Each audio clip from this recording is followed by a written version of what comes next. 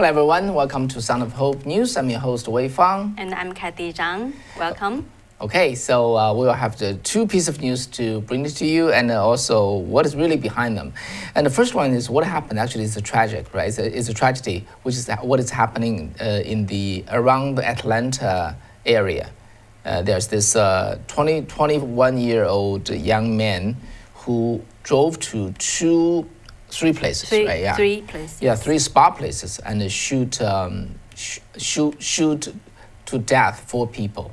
And then 8 people. 8 people. He's charged with a murder of 8 people, but 4 people died. Okay, so it's just 8 people died. 8 people died. Yeah, and the 6 of them are Asian. women, and the other 2 are Caucasians. Right, and then he was driving to Florida, and halfway he was stopped. There was a manhunt, and then he was arrested. So okay, and then as you know that the media said this is racism. It's not. Yeah, it's very likely racism. And President Biden also said, about this is a anti-Asian. Yeah, anti-Asian bias existing now in our society. We are Asian, of course. We're very, very we're concerned here. However, our investigation found that is probably not the case at all. So what happened? And then the second thing is in this couple of days, and the State Department Secretary of State Blinken, and also the Foreign Minister of China, People's Republic of China, then they met in Alaska, Anchorage, and then 2 days talk is very, very tense. And something really something happened during the talk in the 2 days is very shocking. However, what is behind it is quite different from what you see in the front. So that's what I just share with you.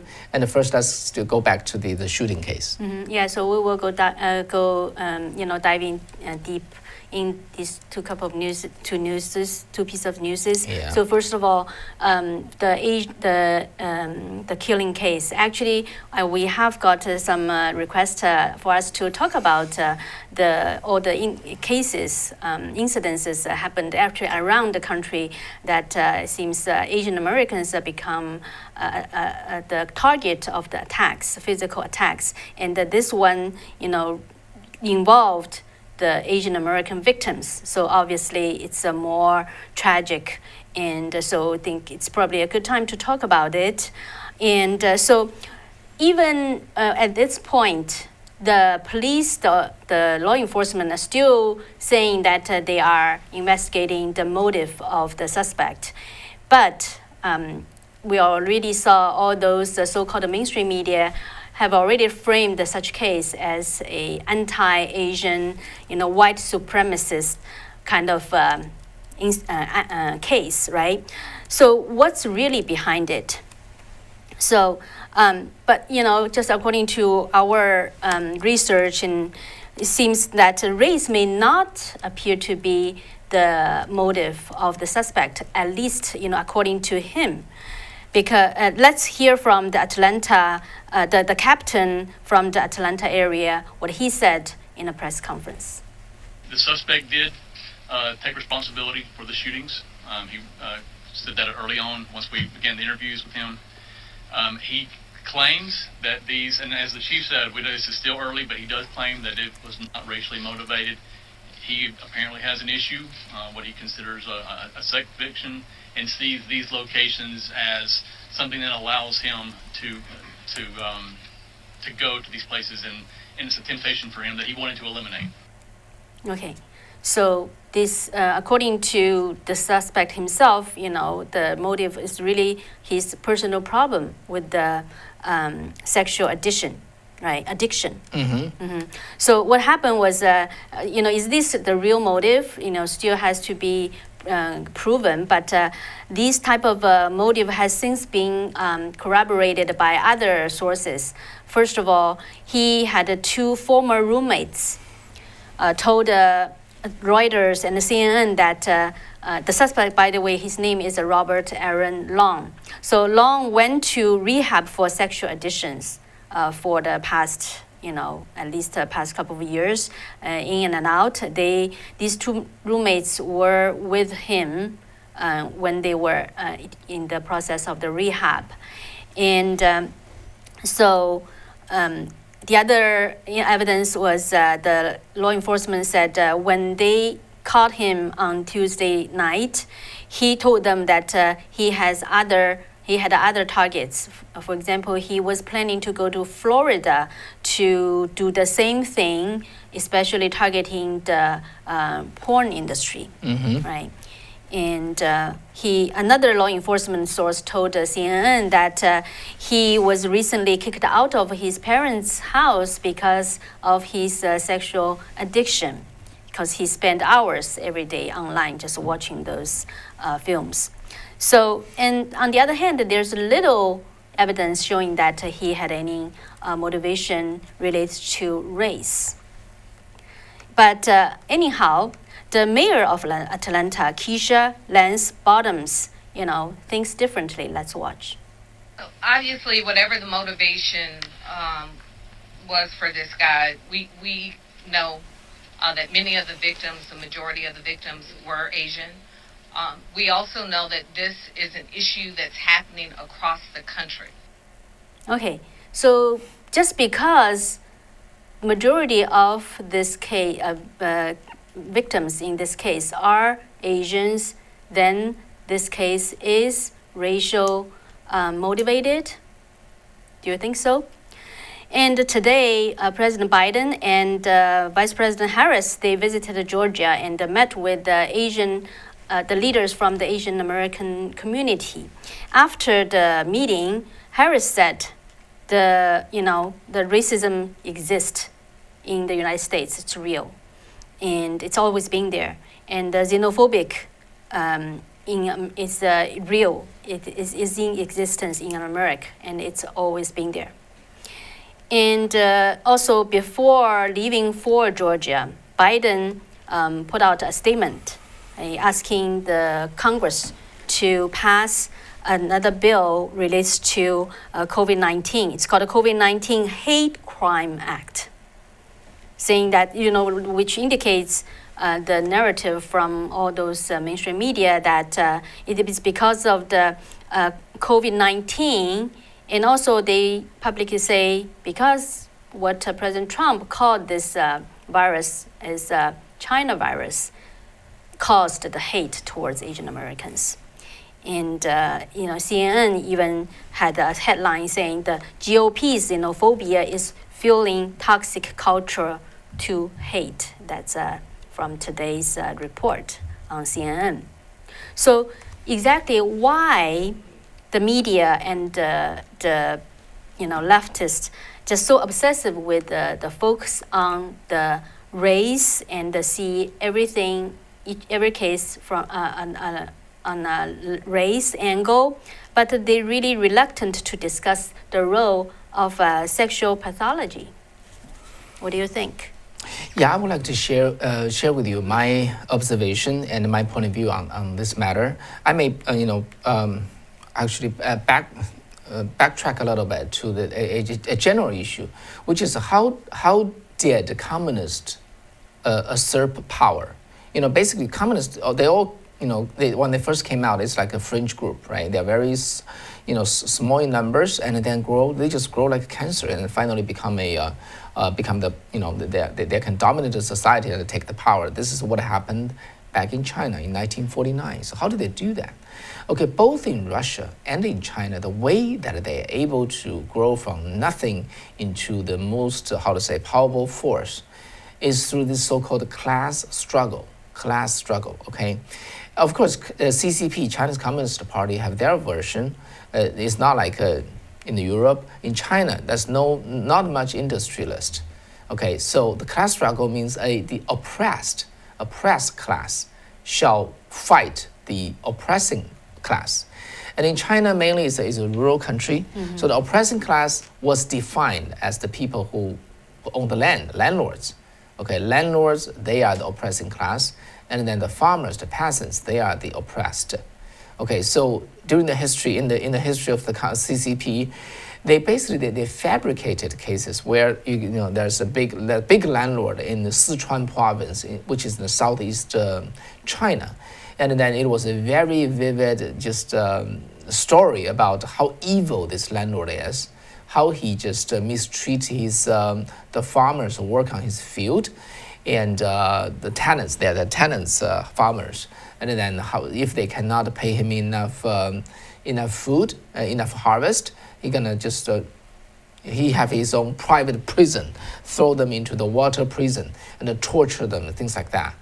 And then this kind of case, there's two cases in China that brainwashed the entire nation. Okay, people would think those landowners, they are evil. That's why we need to follow the Communist Party, overthrow them so that we can get the justice.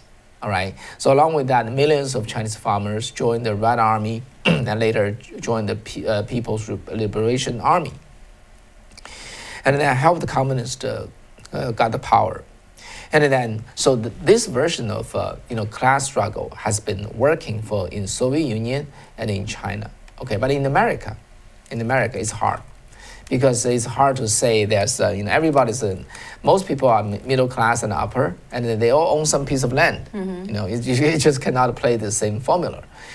So the American version of the class struggle, but they have to have their mass. Is in Chinese word is called a mass. They have to have their mass, their troop, to fight the existing value and order. And then to do that, basically their class struggle is defined as women, minority, and especially black and black people and the Spanish, Hispanic, and Asian too. All right. So just remember this. Back in the 1960s, before I say this, I just want to ask you: who among you have watched a documentary called "Grinding Down America"? Grinding Down America. I just want to know. If Kathy, please keep an eye. Let's see how many of our audience watch that.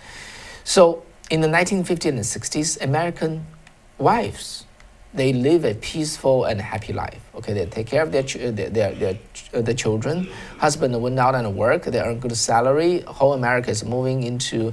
Most people are moving into middle class, and at that time, the socialists came out. The communists came out. Of course, they don't claim them communists. They are activists. They try very hard to convince the women that you are not happy. You're not supposed to be happy, because you are denied the opportunity of working. You are denied equal pay, and you don't got the same right as your husband do, and then you shall not be content. Okay, that's the rhetoric at that time. So those activists, student activists, women activists go everywhere and try to persuade those housewives, you are not happy. Just don't be happy. And then this is one way to create an enemy of America. Okay, and another is just like black people and mainly black people, I would say. Hispanic did not play big roles. So over the time, it has become such a way that ethnic minority, right? They become the troop of the ultra left, because you are oppressed, guys. You are oppressed. You shall rise up. You should seek justice, and just fight the white supremacist, and fight the current existing order.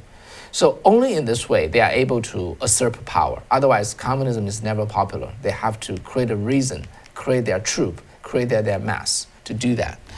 So this is my point of view. Okay. And how does that relate to this case? Yeah, how does that relate to this case? In this particular case, even before any evidence surfaced, before in the mayor and the President Biden, he also issued he said something. He did not conclude that what the motivation is, but he talked about in the last 2 months, he talked about the Asian Americans are being mistreated, things like that, brutality. You don't even know what's the reason in this. Why do you do the correlation? Isn't that at least discreet? Too casual? They don't seem to be casual about that at all, right? In that kind of press conference, the mayor just said that. So, and the mainstream media, the institutional media, and they are very, very, outspoken on this matter. They are guessing very, very quickly about this has to do with the hate, a hate of the Asian American, and but as Kathy just said, if the truth is about the problem of the, the sexual addiction, pathology. the sexual pathology, then what will be different? Okay, so instead of being about an angry white man taking out his racist hatred on Asian women, and thus be fitting neatly into a large media narrative about racism in America. Remember, racism is now the new version of the class struggle in this country. It should become a story that a deeply disturbed young man, dangerously addicted to the pornography and sex in a society that treat both as harmless. Right? Do you agree? Whatever sex orientation you have, what kind of sex behavior you have, as long as you close your door, it's your business. It has nothing to do with other people. It's harmless. If anybody, just criticize that, you're just violating my civil right, my own right. Yeah, they even, to change the sex education from K to 12 to really promote sexuality, right? Yeah. So whether it's casual sex or proliferation of the porn or the online hookup culture or the sexualization of children or the normalization of the gender dysphoria and the transgenderism, and all those things become normal in this country. Okay? Is that really normal? Is that really America? Normal? That's why I asked Kathy to count on how many of you have read the Grinding America. Yeah, I don't see. Okay, you don't see anyone. Right. Okay, guys, please find that video and watch it. Yeah, we posted it over there. Right. And in the 1950, a Dr. Klein Skousen, who wrote a book called The Naked Communism. Okay. Communist. The Naked Communist. In 1963, a congressman read a list of 45 communist goals into the congressional record. So among the 45 goals, today, 40 of them has happened. Okay, so everything happening, that in our society did not happen by coincidence, but by incident. Okay, it happened by intentionally design and decades of working. Let me read to you the 24, 25, and 26th of the communist goal, which was given in 1963. 24, eliminate all laws governing obscenity by calling them censorship and a violation of free speech and free press. 25, break down cultural standards of morality by promoting pornography and obscenity in books, magazine, motion pictures, radio, and TV. 26, present homosexuality, degeneracy, and promiscuity as normal, natural, and healthy. Okay, so this is what happened then. And so when we throw away our moral standard on sex, what is the impact of that upon our family, upon our, upon our relationship with other people, and upon our moral courage when we face truly injustice? It is destroyed, really, just in a society. Think about that, right? Everything, what is really protecting our society? What is really upholding our society? I won't say it's law, guys. I don't see it that way. Honestly, law is enforcing factors, right? Law is coercion. We did something wrong, the law is applied to us if I got caught. But morality is the internal law. It guides us by self. We discipline ourselves. We do good things, we don't do bad things. That's the law of the heart. In Chinese, we call it 心法, the law of the heart, the law of the mind. Is much, much powerful than the external law, the legal law. So by destroy that, we lost a lot of our value. We lost our courage, including when what we face today, we dare not to speak out because we lost that morality. So over the time, we have to ask ourselves, why were those three goals listed in the communist, their textbook, their menu, is for a reason. They meant to destroy our moral value so that our society, our heart become vulnerable. And so this very shooting in Atlanta shall teach us should not focus us on the racism. They should remind us to look at how sick our society has become. Look at this sexuality, the sexual addiction issue, and the pornography issue, and return us to a upright person, upright American. That's my point of view. Yeah, Kathy. and you can see if you read this book, The Naked Communist, you will understand why such case happened in our community, but people actually don't realize this is actually a systematic attack from the communists. And to be frank, we are immigrants from China. Initially, when we were in China, we has always been told, Americans just so open. Okay, they don't, use a kind of very civic word, open, which, in terms of the sexuality, right? But people, for, many Asian people, in their mind, it's just a way of Americans. But if you read this book, actually, it's not the traditional Americans' way, right? It is actually a systematic, intentional attack from the communists. And also, you can understand why, like the fentanyls. Right now, so many Americans, especially young people, drug addictive, right? And the most of the fentanyls are actually imported from China through Mexico. And now you probably understand why. Why in China they provided so much drugs, the fentanyls. They can earn the money. On the other hand, they can destroy Americans' young people.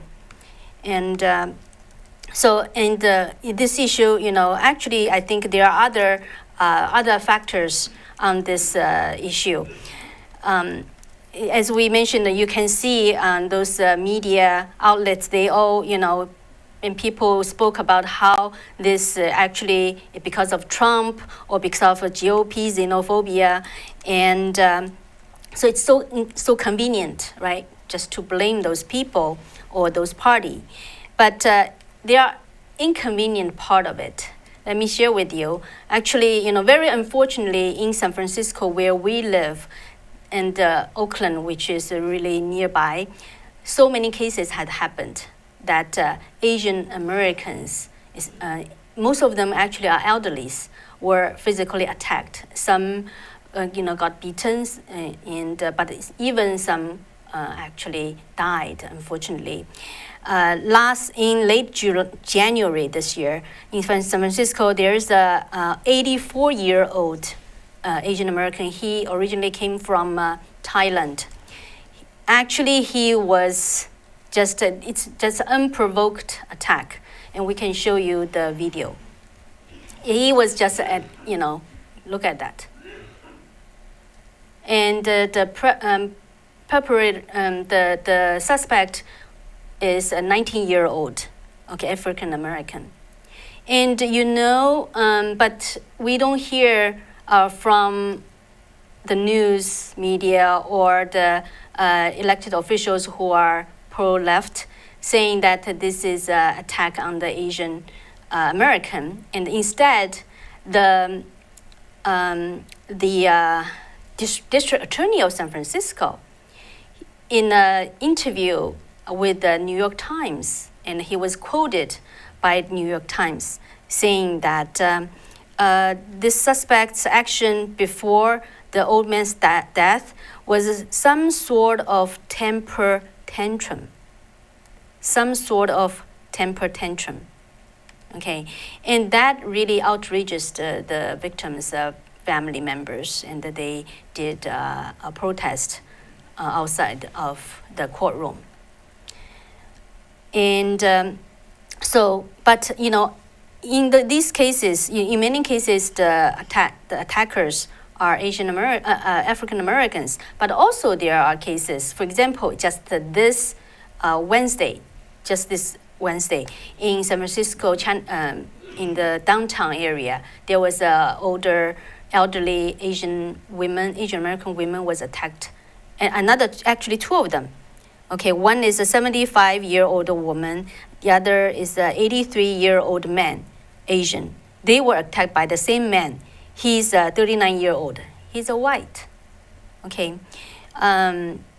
However, last Saturday, just give you another example, in New York, a 23-year-old woman was shoveled to ground by a woman who at the Queens Plaza station in Long Island City and robbed her iPhone. The attackers, two people. One is an African American woman. The other is a white man. Okay, and the victim's race from the news report, I can't find out.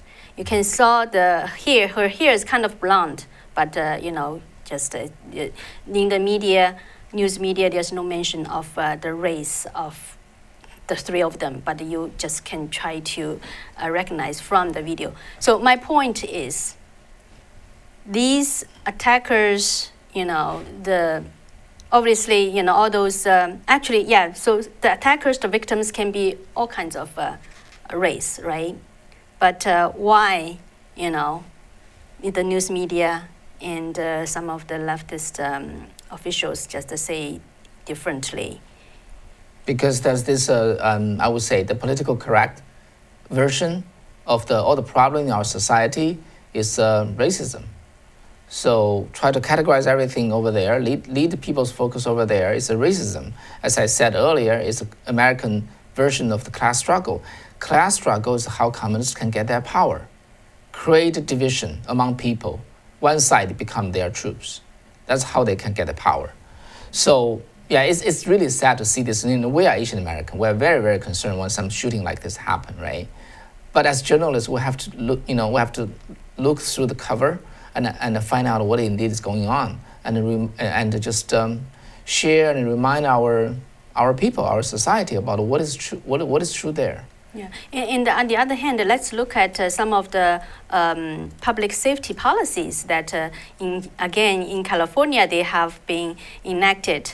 And back in 2014, the law enforcement sponsored a Proposition 47. Basically, is to it's a state. It just requires the theft of the money, labor, property to be considered petty theft instead of a robbery. If the total amount is under $950. And this proposition, this new law, actually caused a skyrocketing of the window breaking crime in California. And now, just this week, the state of California legislatures in their public safety committee, it's not become a law yet, but they are trying to pass this SB 82. And this SB 82 trying to change California's 150-year-old law because according to this traditional law, it's a definition of a robbery. Okay, if a person uses a minimal force in a petty theft, or it deems to cause fear, he can be convicted as a felony robbery. Okay, and will be sentenced up to 5 years of imprisonment. But there is a very leftist, very progressive senator in California. She proposed this new law saying to change the definition of such law, saying if you don't use if this theft didn't cause much harm, okay, then it's a first class of petty theft. You can only just penalized for like $1,000 or 6 months in prison. Okay, and so basically it's the similar law as the Proposition 47 to basically encourage those type of crime attack. Yeah, I would say the communist is very, very cunning and very, very careful in their planning. Okay, they are attacking the very foundation of our republic, our religion, and in this case, the morality. Okay, the virtue. They want to turn American people into a no virtue people, and then when that happened, a lot of their bad deed, a lot of the cheating, a lot of the bad things can go unchecked. So a virtualist people can never be overthrown.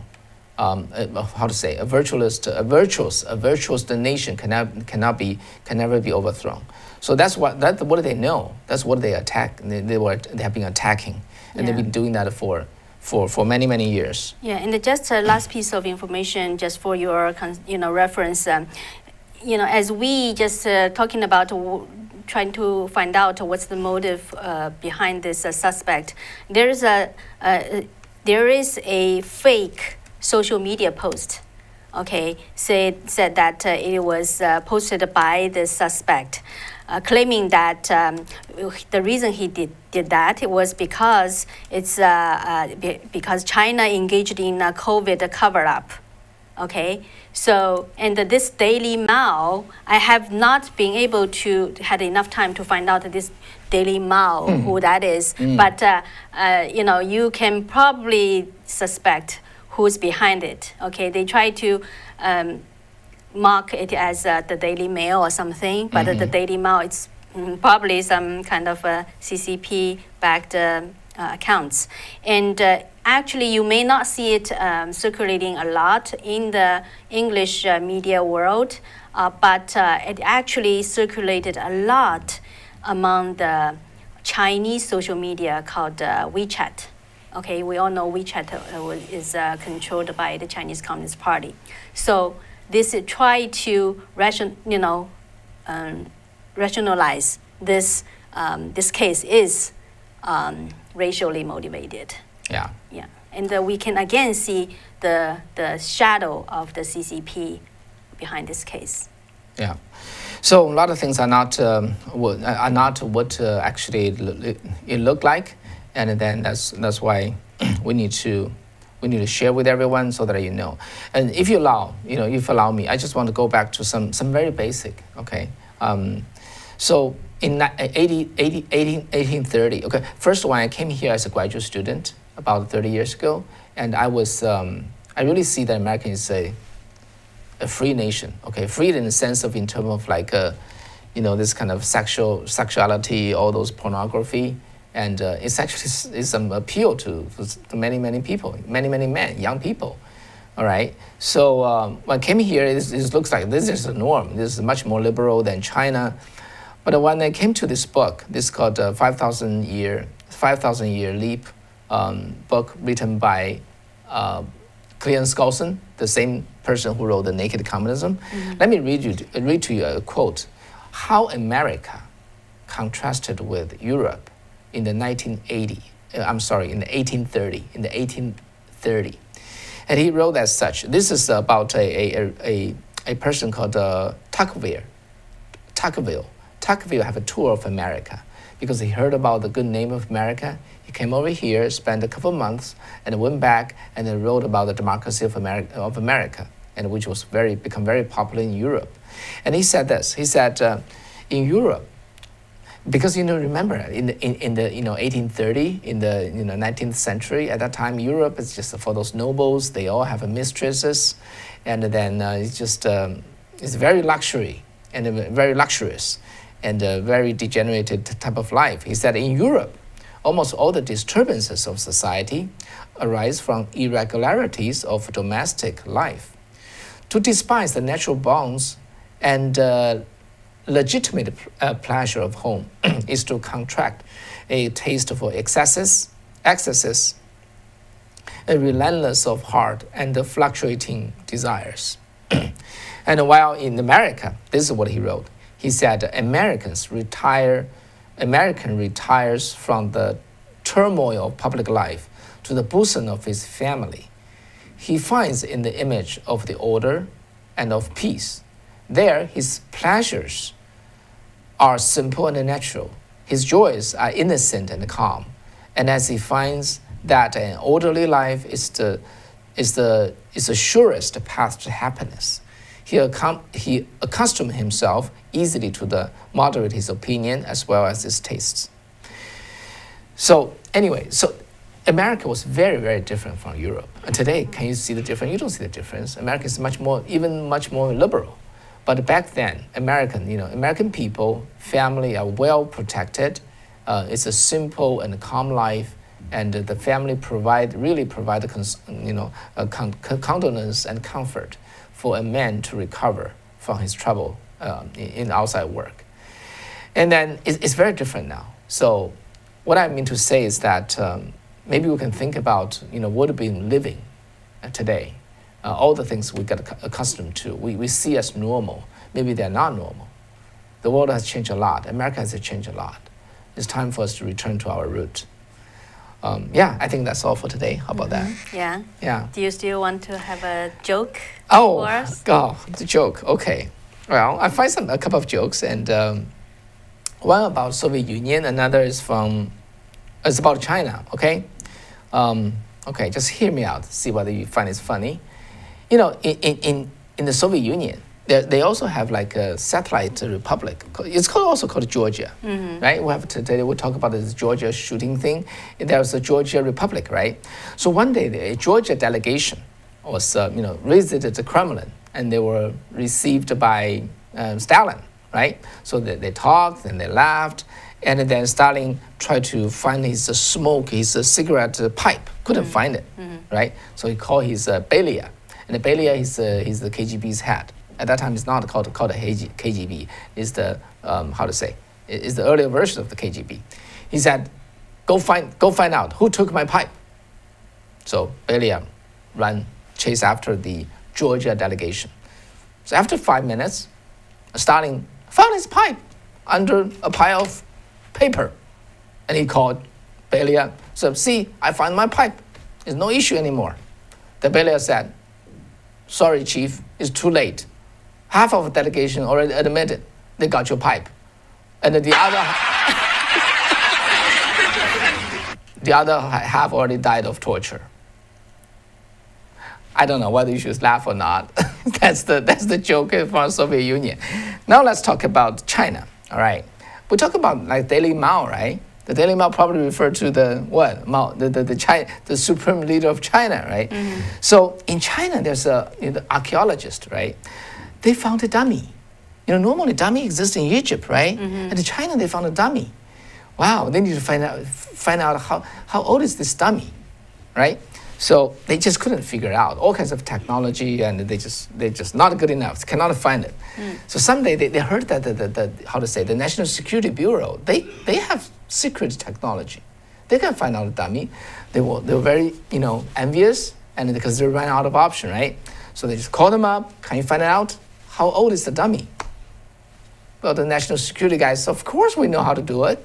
They came over. So after 10 minutes, okay, and then they came out. They said, we know it. It's 3,147 years. Okay. They said, how do you know? And they said, see, how to say, what's the 刑具? How to say that? I'm trying to, because this is a Chinese joke. Allow me just bear with me, because I need to do some translation on the fly. Okay, yeah, basically, see all the torture gear we brought, right? So very simple. Okay, we applied them on the dummy, and he confessed. Please. They can even make the dummy talk. Yeah, they can make the dummy talk, and with those torture, huh? Yeah, that's how good the national security guys are in China. They can torture anything out of people, or out of dummy. Okay, hope you like it, and that's the joke for today. Thank you so very much for watching us and staying with us, and have a good weekend. So we'll see you on Monday then. Okay. Okay. Bye-bye. Good night.